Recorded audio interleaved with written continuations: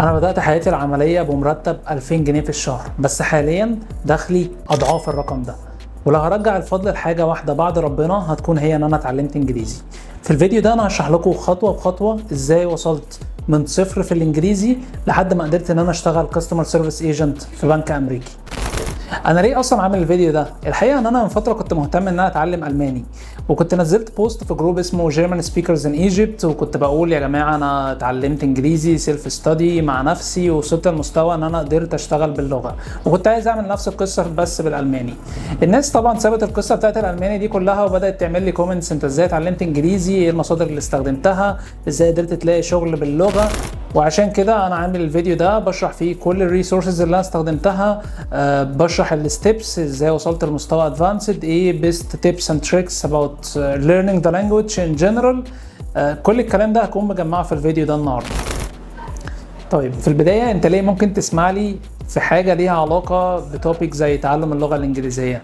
خلينا اديك انترودكشن سريع كده عن نفسي. انا عبد الله اسامه، انا حاليا طالب عادي جدا في جامعه عين شمس، بس دايما كنت بسعى ان ديورنج الفتره بتاعت الدراسه بتاعتي اشتغل جنب الدراسه واعمل فلوس. فانا كنت ابتديت كاريري او الحياه العمليه بتاعتي بان انا اشتغلت عامل، وكنت بشتغل 12 ساعه بمرتب 2000 جنيه في الشهر. فكنت دايما بسعى ان انا اطور نفسي في حته الانكم اللي بيخش لي او السالري بتاعي ديورنج الشهر، ففكرت ان انا اتعلم لغه. وطبعا ال 2000 جنيه دول يا دوبك بيغطوا المصاريف، فاوبشن ان انا اشترك في كورس او اروح مثلا جروب بيتعلموا لغه وادفع فيه فلوس، ده ما كانش اوبشن بالنسبه لي. فما كانش قدامي غير السيلف ستادي، والحمد لله قدرت ان انا اذاكر اللغه لوحدي بعد الشيفت بتاعي واوصل لمستوى كويس جدا فيها، لدرجه ان انا اشتغلت كاستمر سيرفيس ايجنت في بنك امريكي. ده بلس طبعا ان ديورنج الفتره بتاعت الشغل انا تقريبا اشتغلت كاستمر سيرفيس ايجنت في البنك ده تقريبا 6 شهور. ديورنج الفتره دي انا كنت بتعامل مع كاستمرز، يعني انا كنت بشتغل في اليوم تقريبا 9 ساعات. خلال ال9 ساعات دول انا كنت بكلم فيهم بس امريكانز، يعني ناس عندها مشاكل ليها علاقه بالبنك اللي هم بيستخدموه، وانا بكلمهم وبحل مشاكلهم. وبالفعل الناس دول كانوا ساتيسفايد جدا من السيرفيس اللي انا بقدمها، كانوا بيشكروا جدا في اسلوبي في حل المشاكل، في البرونسيشن، في الاكسنت، في طريقه كلامي معاهم. وعشان كده انا النهارده جاي انقل لكم التجربه بتاعتي دي من اول ازاي اتعلمت اللغه لحد ما قدرت ان انا اشتغل باللغه دي.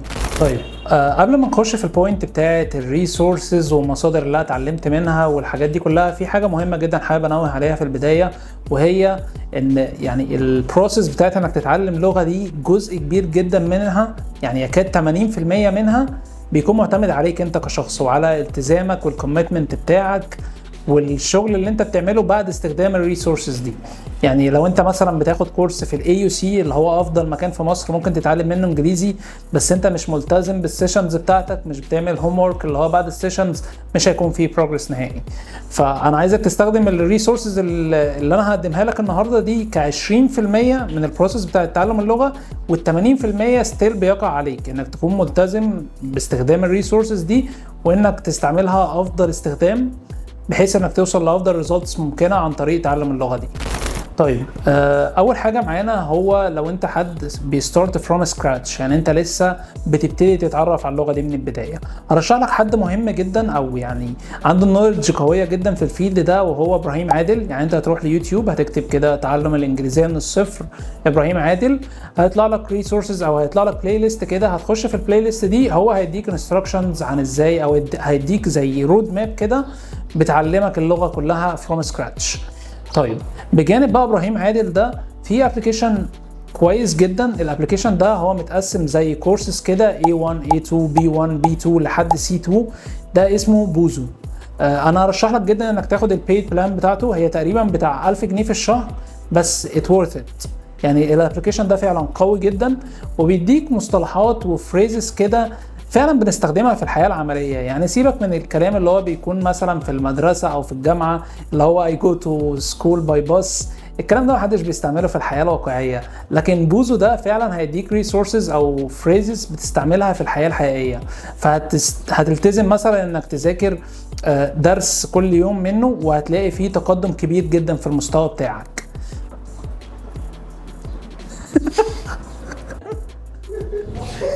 ده مش اعلان، لو حد من بوزو بيتفرج يقدر يكلمني وانا ما عنديش مشكله اعمل اعلان. وانس انك توصل لبوينت ان انت خلاص بقيت قادر تسمع مثلا كلام بيتقال بالانجليزي وتفهم من 60 ل 70% من الكلام اللي بيتقال ده، هتبتدي تخش في كورس اسمه باور انجلش، واللي بيقدمه واحد اسمه اي جي هوك. الكورس ده بجد فعلا مهم جدا جدا جدا. هو مش محتاج منك اي حاجه غير انك تحط الايربودز في ودنك وتسمع هو بيقول لك ايه. يعني هو بيعتمد على الليسننج بشكل كبير جدا.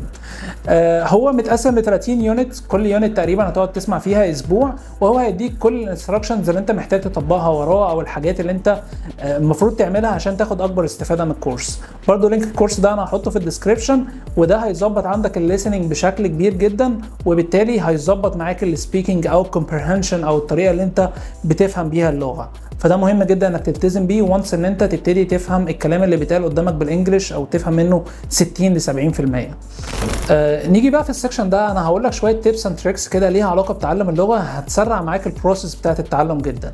في البدايه انت محتاج ان انت تتكلم انجليزي from day one.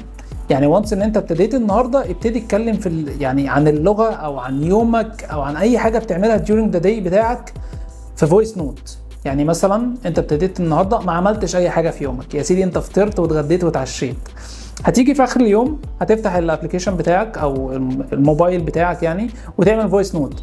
Today I ate breakfast, I ate dinner, I ate the lunch with my friends or my family. ببساطة انت بتعود لسانك او عقلك ان هو يتكلم بالانجليزي، عشان ده لما تكرره طول فترة تعلم اللغة starting from day one ده هيزود او هيحسن السبيكنج سكيلز عندك بشكل كبير جدا. وخلينا متفقين ان السبيكنج هو اهم مهارة في اللغة. يعني لو انت بالذات لو انت بتتعلم اللغه عشان مثلا تشتغل كول سنتر او حاجه زي كده، فمهم جدا ان انت تتعامل مع كل سكيل في اللغه بشكل منفصل.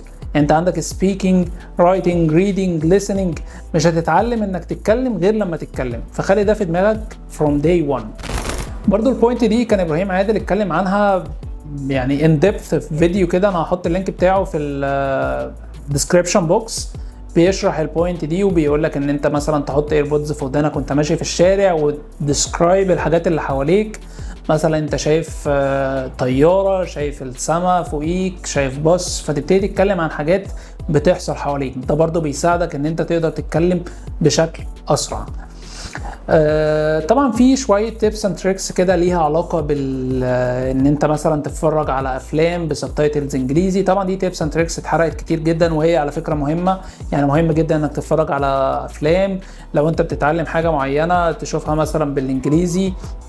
حاول تحط تانتجريت او اسمها يعني انك حاول ان انت تخلي اللغة محوطاك في كل حاجة بتعملها. بتذاكر حاجة ذاكرها بالانجليزي، بتتكلم عن حاجة في يومك، بتعمل جورنالينج، اعمل كل الكلام ده بالانجليزي، لانه هيساعدك. يعني انت هتتعلم اللغة بسرعة جدا لو انت رحت قعدت في امريكا، لان كل اللي حواليك انجليزي.